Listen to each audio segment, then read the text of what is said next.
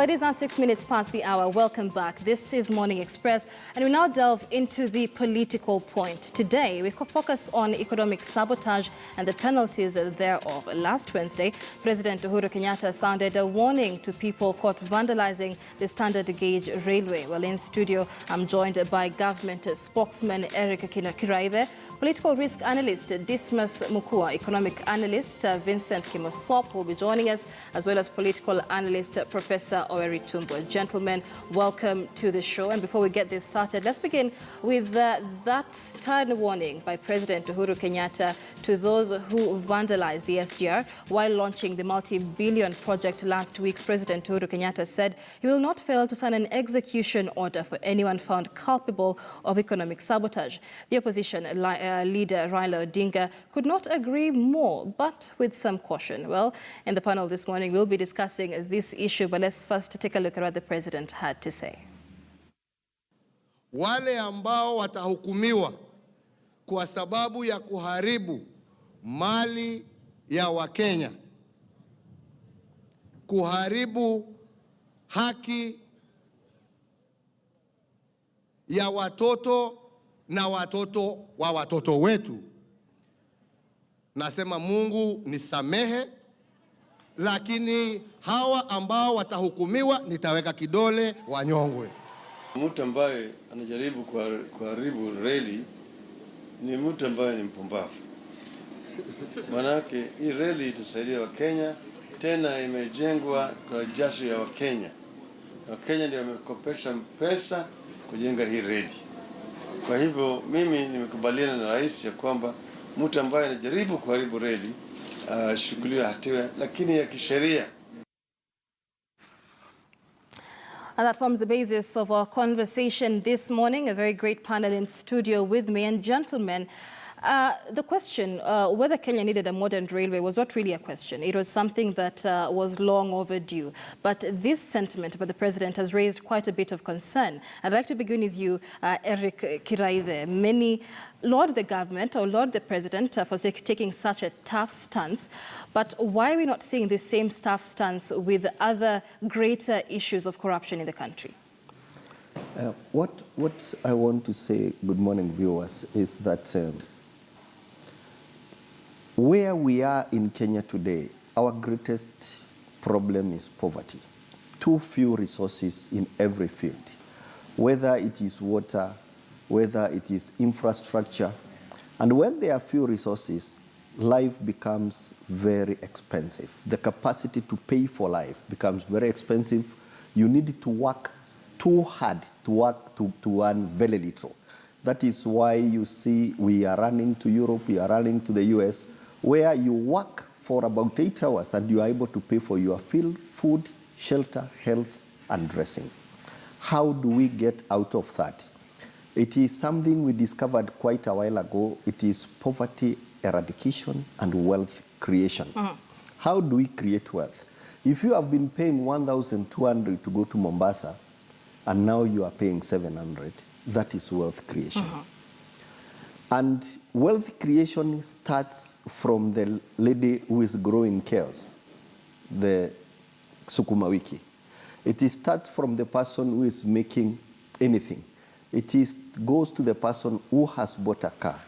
But whenever we have a political season, we start burning houses, we start crashing car windscreens, we start pulling out the railway. And I think it has come a point where destruction of wealth, and this is a capital offense in very many areas, should be taken with the seriousness the president took it. All right, and that is not in contention, Mr. Kiraithe. Many Kenyans applaud the president for taking that very same stance. But stealing public funds is also stealing from the Kenyan. We have billions that are being stolen, millions that are being stolen, and the president's stance was, mnataka nifanye nini? And that is a question Kenyans are asking. Why did we not see that very same stance in corruption issues? That question is most welcome because I was in the sitting where the president asked that. If you have looked at Honorable Raila Odinga, the former prime minister, he has said, lakini sheria ifuatwe. We cannot have jungle law. The president assembled the judiciary, the Director of Public Prosecutions, the Director of Criminal Investigations, the person in charge of IEBC, the Inspector General of Police. The president never asked Kenyans what. In fact, the president told those guys, and I think he should have been congratulated, Kenyans have given you resources. When he says my government has given you resources, it is through parliament, through the taxpayer, and so on. Kenyans have given me you resources. All the resources you have asked, you have been given. You are the judges, you are the investigators, and you sit there. You know, the AG and all, they were seated there and also trying to cry. It was a warning that if you people are not going to get the economic saboteurs behind bars, you know what will happen to you. All right. So he was asking a very specific group of people who are earning taxpayers' money, who are riding big cars, who spend half of their time in hotels, who this morning came to work in chase cars, this morning, yeah? Uh-huh. They are now disrupting traffic. He was asking them, what did you expect the Kenyan to do if you cannot nail? You remember he cited cases. All right. Sometimes ago, he told them, sometimes ago you gave me names of corruption suspects. And all of them are walking out free there. None of them has been convicted. And therefore, the bottom line or the common denominator which we want to deny the president is that it must be done according to the rule of law. All right, according to the rule of law. And as it stands, we already have 5 suspects who were arrested in connection with the SGR vandalism, already being charged with crimes, with charges of organized crime. But let's begin, let's come to you, Dismas, political risk analyst. Maybe let's begin by explaining the term economic sabotage, so we understand the scope of what we're working with. Well, you know, the global definition is any activity which aims to suppress the socioeconomic development of a country. Mm-hmm. And most of it is directed towards economics. Like, for instance, if, say, an organization in the telecom sector has come up with the fiber network across the nation, which we're supposed to use for communication, and then a chap from nowhere decides to go and disconnect the cables, that falls in that category. If if there's a project coming up like a SGR, and somebody, because for some reason is not happy with the project, he decides to go and unplug the rail so that it's not functional, that falls in that category. But when you look at the broader definition, economic crimes fits in that category, and there's no bigger economic sabotage or an act of economic sabotage in Kenya today more than corruption. And when the president said, "What do you expect me to do?" that was a worrying statement. And I'd like to associate myself with the remarks made by Kraide. But unfortunately, he speaks more like somebody who is in the civil society, because the nation is looking at President Kenyatta and his leadership, including Eric here, to give us direction. Because, you know, when Kenyans go to vote, when they vote for a president, they expect the president to deliver. He's got absolute mandate, and he's supposed to deliver this within the rule of law. And you know, the president not long ago, he acted. He got a number of his cabinet ministers fired. But from the time he took office, there's not been one public officer who's been prosecuted successfully. And we are told, you know, the Auditor General has been coming up with reports every single day talking about stolen resources. And the president has not acted with that kind of fury. When I saw the president say that anybody who is going to vandalize SGR is going to face, murder, and I'll be very willing, I'll sign that decree with delight. I said, shouldn't he apply this righteous fury to members of his cabinet who've been stealing, to members of the public service? And you know, for the public service, you have the Public Service Commission. At some stage, you begin to wonder, aren't there enough regulations within the Public Service Commission for the top public servants to be actually fired? Maybe that's not within the province of the president, but at the Public Service Commission, when it's very clear that resources have been stolen, why should the president move with speed? And then also we have the components of the criminal justice system. Like, for instance, the Anti-Corruption Commission. Has it been set up to fail? Is there a deliberate strategy to ensure that the Anti-Corruption Commission doesn't succeed? Like, for instance, you saw what they did a few days ago. When people have already been cleared by IBC, they've got the energy with a lot of alacrity to send a list saying that do not clear these people. We suspect that they've stolen from the public coffer, knowing very well that there's an elaborate procedure. So it's very clear. You can see that when the president is annoyed, when he's furious, and he's directing his energy towards a particular project, he will succeed. He gets an A. Like, for instance, he was really irritated with the SGR, and he came out shouting. And one would have expected that he does the same with the public service, or even the people that is directly appointed. People that he sends on a piece of letter, they get a job. All right. Let's hear from Professor Tumbo. I mean, this SGR idea was born during the Kibaki-Raila administration way back. And according to that, the way it was envisioned, it was supposed to cost less than 200 billion shillings. So let's focus on why why so much concern over the SGR, because there's been a lot of allegations of economic sabotage from the presidency and from the Jubilee administration itself, from Mombasa Governor Hassan Joho, saying that the SGR is frustrating the lives of residents of Mombasa. It's going to frustrate the Kenyan economy because Mombasa is an important hub for the Kenyan economy. Let's have you address that. Thank you, Michelle. First and foremost, the status or the centrality of the SGR in the Kenyan economy, I think, is clear to everybody. Now, what becomes a problem is when you have activities that are difficult to logically explain, to legally explain, to technically explain, and to everything explain. For example, I really like the fact that the president and his government decided to implement a project from the Kibaki era. Right. That I like. What I found politically incompetent is the fact that, having said that this was part of Vision 2030, nobody saw it as necessary to invite President Kibaki to the inauguration. It was his major project. Nobody found it prudent to invite Raila Odinga.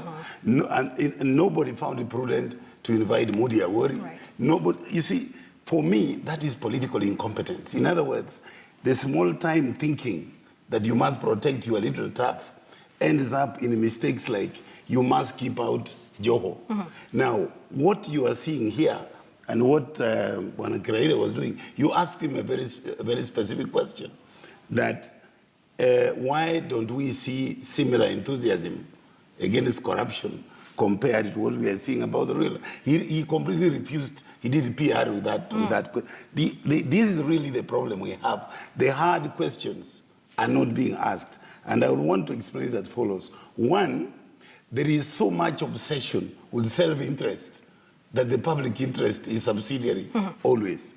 Secondly, because of that self-interest, you find political, I call it mismanagement, like that of saying, Joho, stay out. You know, they could have invited Joho there and simply said, this thing, there are challenges with it, but Bwana, you sit here and let us find a solution together.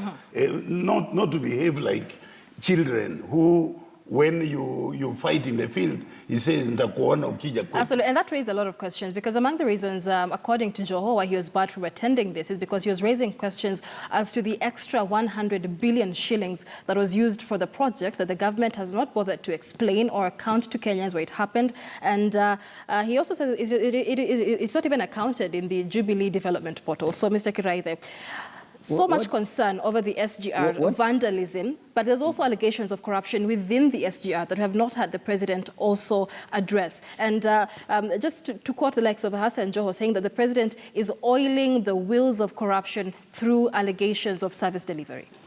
That is very, very cheap politics. And the honorable professor here is talking about political competence, incompetence, and so on.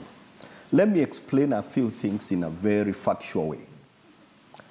That as the SGR progressed, a cabinet secretary was dismissed. He has not come back. We conveniently forget that. I won't go deep into that because you never know. You don't dig deep and you don't convict anybody without hard evidence, neither as a government in public opinion, nor through any other process. You allow the law to get its due course. The other thing I would want to inform you is that the cheap politics of Joho are not things I would want to get into, but I'm forced to do it here. We must understand what state and presidential functions are all about. It is not, a governor has every leeway. And I'm telling you, every leeway. And maybe most of these governors, it's good we are doing elections, and Kenyans must be told to be very careful with the position of governor. Governors have got a lot of powers to question government, to initiate action. Remember, they are Kenyans and they are governors. And when there is a presidential function, to make it very simple, what happens is that the organizers have a forum, and it is announced that we shall do this. This was announced maybe, I think, in February. If you want to say something in that particular function, you sit with the organizing committee, you forward your statement in advance. I am sure you have organized function even here in KTN. I can't wake up in the morning and say, I want to come, especially when you go to the media. You go to the media and say, I want to attend the presidential function tomorrow. Exactly what do you mean? And this is what I planned to talk about. That is frivolous. That will not happen. Presidents are presidents. We have Kagame. We have all of them. We have functions. There is a structure for functions. And not every function is for cheap politics. All right, so let's leave the other thing I want to address, because it's a very sensitive matter, is the allegation that the SGR has been built to kill the economy of Mombasa. The SGR and any other infrastructural project which is modern will build the economy of every Kenyan, from Kibish, Serale, Kiunga, you know where Vanga is? Wherever, Mandera, it will build this country. Simple things that make Mombasa not grow. Actually, just before we continue with that, it just needs clean streets. It requires security, which we must do, all of us, and you'll see how many tourists are pouring there. All right, we'll focus on that, because there's a lot there with forwarding and clearing. So the railway will build the economy of Mombasa in a way never seen. All right, and therefore, we'll focus on that, Mr. Karede. Let me just cut you off there for a moment. We need now to focus on, just going back to the vandalism, and let me come to you, Dismas. I mean, SGR vandalists are the poor people, really, and does that make them easy prey, their economic status? Does it make them easy prey for the hangman as compared to the bigwigs in society? Because, like you say, the president asked the likes of the DPP what he can do, what they want him to do in terms of corruption, but we haven't seen him take any tough stance against these same institutions. But he's very quick to take that tough stance against the vandalists of this. So is it an issue of shamba la wanyama, more animals, and other animals are more equal than others? Well, there would be two scenarios. Either the vandalist woke up in the morning and because of food insecurity in Kenya, maybe they don't have resources to buy unga. They said, we can get these metals and use it as scrap metal, maybe sell it to some Chinese man and get some money for our unga. Or it could be part of an organized gang that is out deliberately to ensure that the SGR doesn't work.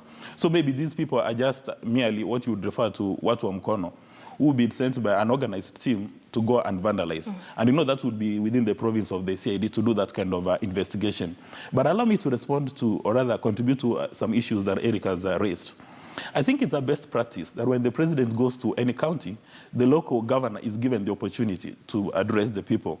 And for me, in my view, best practice demands that an elected governor is allowed to speak his mind. So it's unacceptable to expect that Governor Joe would actually prepare a speech and forward it to the office of the president for approval before delivery. That really is surprising. Who told you about approval? And assuming, then why would you want him to send the remarks? And assuming what Karede is saying is actually a best practice, does it therefore mean that whatever Ambassador Omasai said at Nyeri in his local language and in English had actually been sent to State House for approval or for their receipt or for their records? I think it's just a best practice that an elected governor must be respected. And in the event that is going to be cantankerous and they say something which is unacceptable, then the president and his deputy, because they're the ones who speak last, have got an opportunity to negate that. But when you talk about this economic sabotage, there's no bigger economic sabotage in any world other than corruption. Because you know, we are told that our resources disappeared from the NYS. A lady has appeared before a parliamentary committee and has admitted that actually carried these resources using a bag, but nothing has happened. Wherever she is right now, she's enjoying an elaborate breakfast. But the money, which was supposed to benefit the Kenyan youth, nobody's talking about it.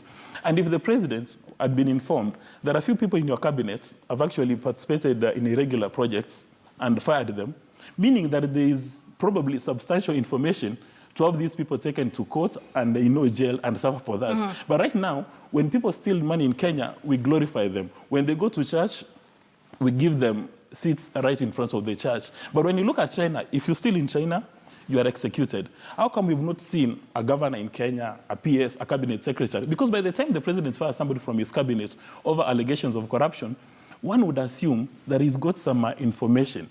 Why can't he summon the people in the criminal justice system, again lose his cool, and tell them, at least I want to have one cabinet minister in jail. At least I want to have one governor. Because in Kenya right now, when you steal, there is no consequence. Law and order doesn't seem to work when you're a big man. You know, when you talk about the animal farm, those poor guys who were sent, or maybe on their own motion, went and stole a few things, right now they are languishing in jail. Right. But you never, ever have a big man in that position. Right, so let's focus on that example from China there. Anybody who has been accused of economic sabotage is executed, so to speak. But Professor, while the president's remarks in order, we all agree that due process must be followed. But what is the toughest punishment that can be meted out against an economic saboteur?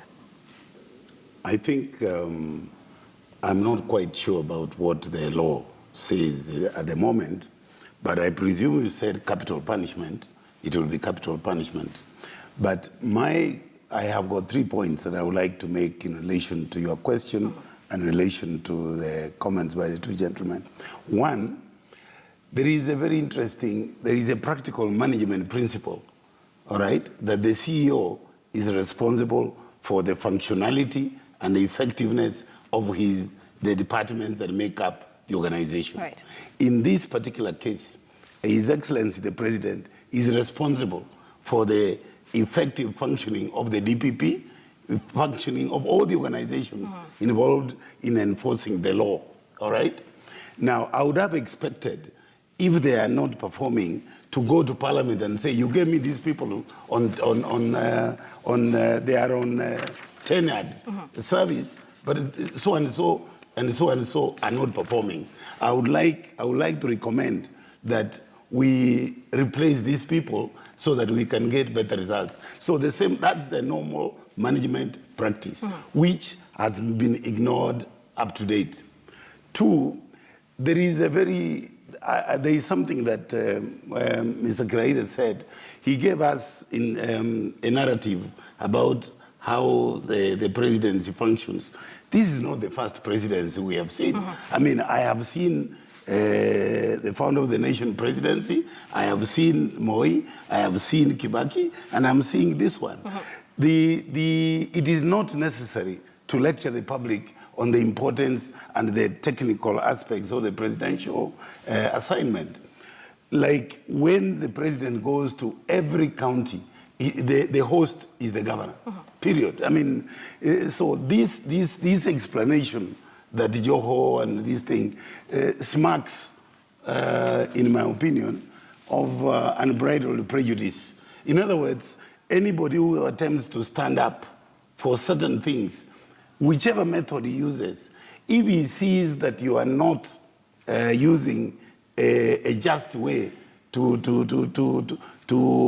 get your results, if he's aggrieved, he's likely to protest. Before I finish, there is something else that I think is important. As far as I am concerned, the presidency must be respected, all right? But respect, as we say, is earned. The president, in certain critical situations, must put himself above criticism. In other words, if you put yourself in a line of fire for a guy whose strength is derived from being elected, what do you expect? Right. So really, for me, while I sympathize with Mr. Kiraide, what we are asking is not that anybody is against the president, anybody is against. No, we are simply asking, answer the simple questions that allow for you to be held accountable. And we'll be asking more of those questions when we come back from this break. When we come back, we'll also bring in economic analyst Vincent Kimosop, and we'll also be focusing on the consequences of the standard gauge railway, both positive and negative. Do stay with us.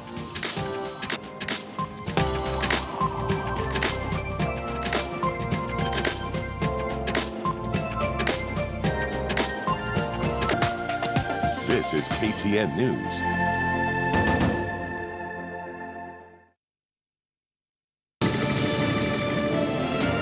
Wanawake ni kundi moja katika jamii linalotarajia mengi katika uchaguzi unaokuja. Kama hivi tumepata vitambulisho, tunaweza kujiunga na vikundi na wenzetu, kwamba maisha yao yatabadilika katika siku za usoni. Kija hapa sema mpigieni, mimi ni ndugu yenu, mimi ni kabila yenu, sasa ilikuwa tufanya huo kabila tu. Lakini sasa walemavu wenyewe ambao wameingia katika siasa. Naweza kuwa naona akili, tumechagua makansela wengi, wanaona wana nini, lakini hatuoni kitu kuhusiana na siasa za humu nchini na hasa uchaguzi na matarajio yao katika uchaguzi unaokuja.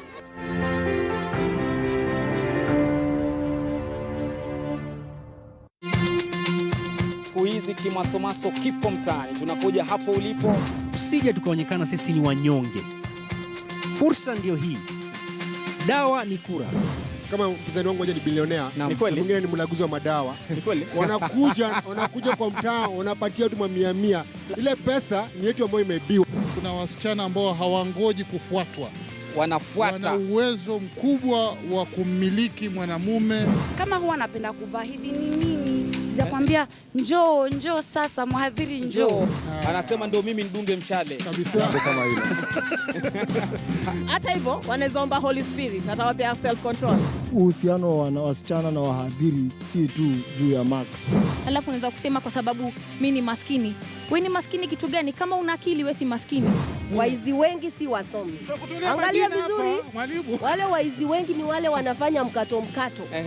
Mwizi ambaye amesoma huwezi mshika.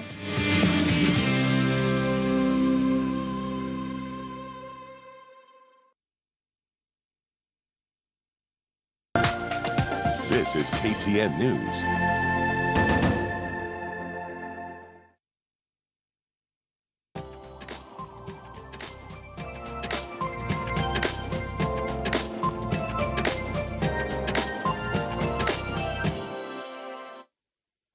Welcome back to Morning Express. This is the political point as we bring it to you every Tuesday right here on your favorite morning show. We're focusing on economic sabotage this morning, something emanating from a tough stance taken by President Uhuru Kenyatta to mete out capital punishment to those found vandalizing the standard gauge railway. In studio with me, political risk analyst Dismas Mokua. We also have government spokesman Eric Kiraithe and political analyst Professor Oeri Tumbo. And joining us now is economic analyst Vincent Kimosop. Vincent, many thanks for joining us. Let's begin with your thoughts, because we haven't heard your thoughts on the president's very tough stance on economic sabotage by vandalists of the SGR. I think, thanks of course for having me. I would say that I can understand where the president was coming, because when you look at a single investment that has had almost the impact it has had on the increase of our national debt from an investment of approximately 367 billion into the Kenyan economy, and knowing how the importance of the SGR in actually positioning Kenya as strengthening our economic positioning that we have been driving towards.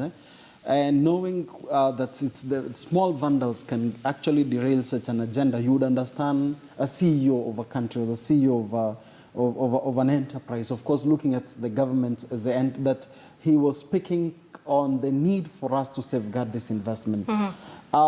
That sends a strong signal, and also, as you know very well in leadership, when the signal comes very clearly from the top, the implementation framework ought to support that. I think the SGR is a step in the right direction. When you look at all the reviews on Kenya's performance, look at the report from the World Bank, the Doing Business, look at the report from Ernst & Young, that Kenya is a growing investment destination. I think, Michelle, when I have been following closely as an economist the discussion around the SGR, we have really focused much on the politics, the merit and the demerit. The economics around it has been very thin, and I'm happy and honored to be invited. For example, you see, the government facilitates business and creates the right environment for business to happen.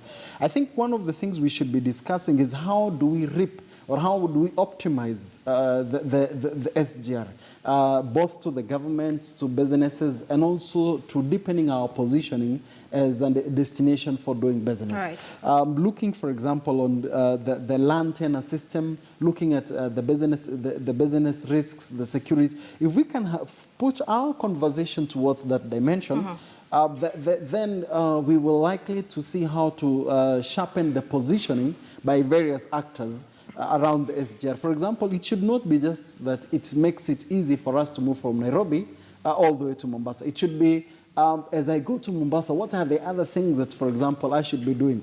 Like, it's easy for us to now bring goods from Mombasa to Nairobi faster than we used to do. But what are we doing towards strengthening the negative traffic, in the sense that what are we moving from Nairobi to Mombasa? And that talks to policy organs, for example, like the summit, the partnership between the national and the county government. If we could have that conversation, and then we raise the country up. That is and that is a conversation that we want to focus on on this second part of the conversation. But Mr. Kiraithe, I'd like us to begin in Mombasa. And this is a point that you had brought up a bit earlier. And I'm just reading part of a statement here of the concerns that Joho had after the commissioning of this project.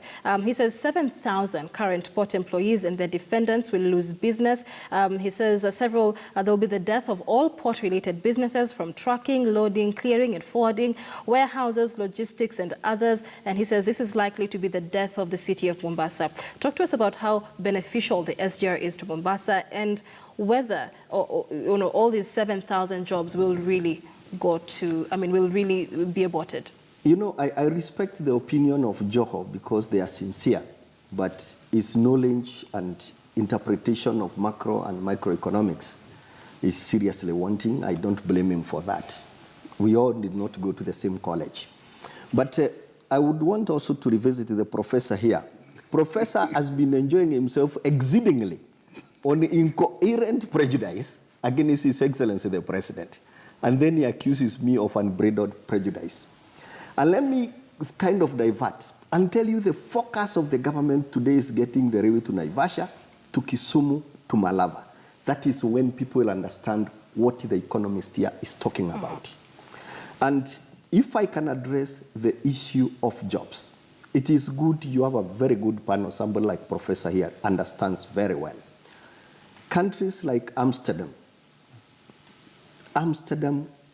between now and September, will have received well over 200 million visitors because of infrastructure, tourists, during the summer. You go to their airport, every day it is processing 200. The connectivity between Amsterdam and London, Amsterdam and Prague, Amsterdam and Moscow, Amsterdam and, movement does not kill jobs. The argument you hear there, when we were introducing internet and international trade, those people in aviation industry were saying this will be the death of airline industry. It has seriously expanded movement across the globe. It is not something you can explain in 2 minutes, but I'm assuring you this. Once this railway line touches Malaba, and everybody, including somebody in DRC Congo, knows that you are getting a container in Mombasa this morning, and in the evening it is in Malaba. And of course, we have also seriously expanded the port. The port has expanded twofold in the last 5 years. We are headed to exciting times. Even Joho will be shocked by what he sees. So what are these concerns? Maybe just to clear them up. What are these concerns about concessioning that port and taking all business to Naivasha? This is cheap, poor propaganda. Actually, I would want the professor here to give an honest opinion on not only that getting an SGR in Mombasa, getting another one in Lamu, And you can easily argue, if you build another SGR in the northern corridor in Lamu and so on, Lapset, you will completely now kill Mombasa. But I would want, because he seems to be a very good critic, I'm just requesting you to give him a learned opinion, not prejudices and small politics, on what will happen to Mombasa when we get this rail to Serale, to Malaba, and onwards to Lodo. Great. Professor, please, let's have your thoughts on that. But also what happens to Mombasa before that rail gets there? What happens to these 7,000 jobs? Thank you, Michelle. First and foremost, I think I would like to ask Mheshimiwa Kiraithe and Bwana Kimosop. I think the economic arguments for the SGR, both short-term and long-term, are viable. What is at issue really is not that this thing is economically non-viable. It was who was invited for the launch? No. Allow me. I know how to speak for myself. The question is that what are the attendant activities while you are doing the SGR? What attendant losses are being incurred through corruption, overpricing, diversions, extortions, and so forth? These are the things we are interrogating. Secondly, it is unfortunate that Bwana Kiraithe, you think I am prejudiced against the president. No, I am simply engaged in serious interrogation of government activities that would otherwise have benefited the citizen a bit better. Right. Three, when you come to the issues that Joho is raising, whether they are valid or invalid, they deserve an answer from the government, because he is talking on behalf of somebody. If he doesn't understand, help him to understand. If he is confused, help him to get it right. Don't simply say he doesn't understand. Like you say, he has no appreciation of macro and microeconomics. Now, Joho is not pretending to understand macro and microeconomics. What he's simply saying, explain to my voters the consequences of these activities you're planning to undertake so that they don't punish me for it come to the election. Right. That's really all. Let's hear from you before we get to Kimosop. Allow me to buttress some three issues. Number one, the issues raised by Joe are only valid to the voters of Mombasa. When you have a new technology coming to place, like for instance the truckers, people who transport cargo using trucks, they must accept the new reality that if you've got somebody in the cargo business, you would probably prefer to do business using SGR instead of using the truck. And if you've been plying the Mombasa-Nairobi routes, then you can go at the end destination of SGR and start business from there. You remember when the invention of mobile telephone in Kenya, people said, what is going to happen with the Telecom Kenya, the landline? So, you can't say, we are not going to have mobile telephony because it's going to kill the landlines. We must run with the new technologies. And in as much as Joe did not have the privilege of attending the same college with Kiraithe, then he needs to be educated. Or maybe Joe needs to employ an economic advisor, maybe like Kimosop at the county government, to assist him understand these issues. That's number one. Number two, speaking from an accounting perspective, one would want to establish, was there solid feasibility studies done? What is the return on investment on these projects? What is the NPV? There was a report in The Economist, and Kiraithe loves Economist. There was a report in The Economist which said we could have actually refurbished the current railway line at a cost of 16 billion Kenyan shillings, therefore saving us 3 and 11 billion. Now, those are the issues that Kenyans are asking. Nobody says that, nobody is bastardizing SGR saying that it's not going to work. It works. It's a perfect thing. But the attendant issues is what we are raising. That how many procurement-led decisions were made in the projects? How many billionaires or millionaires have been minted from this process? Not because they've added value, but because the costs have been inflated. Those are the questions that Kenyans are asking. That SGR needs even to go to my village in Kisii. People in my village have never seen a train. We'd like to have the train in Kisii so that we're able to transport bananas. All right. Kimosop, let's talk about the return on investment, because we need to focus on the economic aspect. The reality of it is that if you do your all analysis of even the investment by government in Ethiopia, the rising African economies. An investment like the SGR will not have, the returns in the short term will not be much. It is a long-term investment. And that is the reality. Right. So I want to say that at times also you cannot divorce economics from politics. So what Joe is speaking to is a political reality in this context. The reality is that because of the SGR, there will be efficiency gains.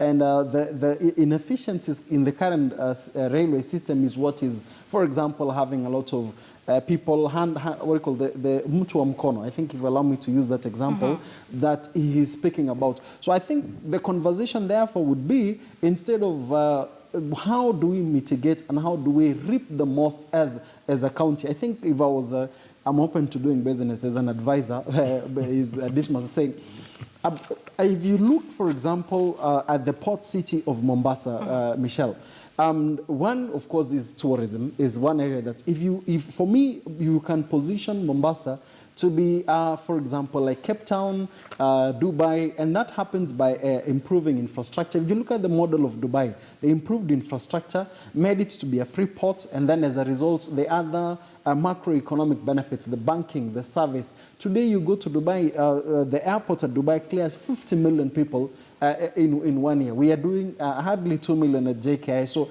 I think if I was advising Joe, I would be put together, for example, his economic team on how do we reap the most out of the SGR for the benefit, for example, of strengthening and further positioning. Remember, there is Uganda, not Ugandan, Tanzanians are building another port, which now will bring competition to the port of Mombasa. So I would look, for example, on what are the realities and developments within the country and also within the region that reduces the competitiveness, and how do we ensure that the comparative advantage of the port city of Mombasa is developed. And I said you develop it by infrastructure, you develop it by strengthening security, and also ensuring that the connectivity in terms of, you see, we get foreign exchange through tourism, but also that only does not affect everybody. How do we also train more people? How do we facilitate our businessmen to play a bigger lead? Look, the trucks that we have, Dismas, for most of them, like I see by Yusuf and Sons, I think we see them plying. Nothing stops, for example, that business from transporting trucks from Nairobi all the way to Moyale. Remember, we've done the road. So businesses ought to be flexible, and they say economics, infrastructure follows where there is economic development. And of course, so there's issues of decentralization of our urban cities as well, especially with the Naivasha, Nakuru, SGR as well. But gentlemen, I'd like us to wind up because we're short of time. So let me have your closing comments, Kimosop. As I say, we need to really have the economic conversation, in my view. When we are having a country where unemployment is one of the major challenges, we really need to have this conversation that how do we bring our tertiary institutions, how do we bring in our businessmen, how do we bring in even the government operatives to speak one to another. I think if we can tone down on the politics, we would actually be better off. And I would want to say this is an advice to, I think, to the politicians, to the guys doing political analysis. One of the challenges with the governments, if you really market a lot the development narrative in an electioneering period, it might be a hard challenge. So they should not only speak to the economics, that is the benefits and the merits, should also speak to the hearts of the people, so that then they would have a high chance of being re-elected come the elections. All right, gentlemen, so we're out of time. I'll give the final word to one Eric Kiraithe. Are we expecting, of course, even as the SGR continues, are we expecting a similar stance with other cases of corruption? That is still the question on every Kenyan's mind. I would like to assure Kenyans that corruption, in spite of the challenges, when Trump was elected in the US, he promised he is going to Washington to drain the swamp of corruption. That tells you the width and breadth of corruption. But I know the heart of His Excellency President Uhuru Kenyatta. He is not in any mood to negotiate with corrupt officials anymore. That I know for sure. The next thing, I know the man's heart, I know the thinking of this government. He wants this railway in Kisumu, the SGR in Kisumu. He wants the SGR in Malaba. And I know Kenya will change in a most fundamental way, and nobody will be able to bring it back. All right. Regional competition notwithstanding. All right, Dismas, very briefly, 2 seconds. Yeah, Michelle, some of us are not privileged to know the president's heart on corruption. So what we would like to see are results. That anybody who has participated in corruption is treated like an act of economic sabotage. We need to see a few people from the public service, from his government, who are in a committee serving time, like it happens in Rwanda. And then number two, maybe Eric should give us more information around the feasibility study, the return on investment, net present value, so that majority of Kenyans, like Joe, who says he doesn't have the ability to understand these things, can actually see that Kenyans have not been ripped off from this project, that we have not minted billionaires and billionaires as a result of corruption allegations in this SGR. Professor, your final word, especially when it comes to the government actually explaining to Kenyans the benefits for them in this SGR. I think it is the duty of Kiraide's office to make sure that the people like us, who when you ask, you know, we are brought up, my job, I'm brought up to ask the hard questions and to answer, to give hard answers to hard questions. In this particular case, I would like to see the government office coming out practically, not just to explain governance and other people, explain the ordinary, like when they go to political meetings, explain the simple things that people need to understand. For example, when the head of state goes to a meeting, it's not necessary for him to talk about the opposition. Tell the wananchi that this thing they're making noise about, that there is this, there is that. The truth is, the thing is viable, the jobs will not be lost, and the reasons are that and that. So that people are, like me, are sufficiently educated so that we don't keep asking hard questions that appear unnecessary. All right, thank you so much for joining us on the political point this morning. We've been speaking to political analyst Professor Oeri Tumbo, government spokesman Eric Kiraithe, economic analyst Vincent Kimosop, and last but not least, political risk analyst Dismas Mukua. This has been the political point, and many thanks for watching. We take a short break now. It is 53 minutes past the hour. At this point, we'd also like to release those who are watching us on KTN Home. Life and Style is coming up next. We take a short break, but do stay with us. Some more news coming up.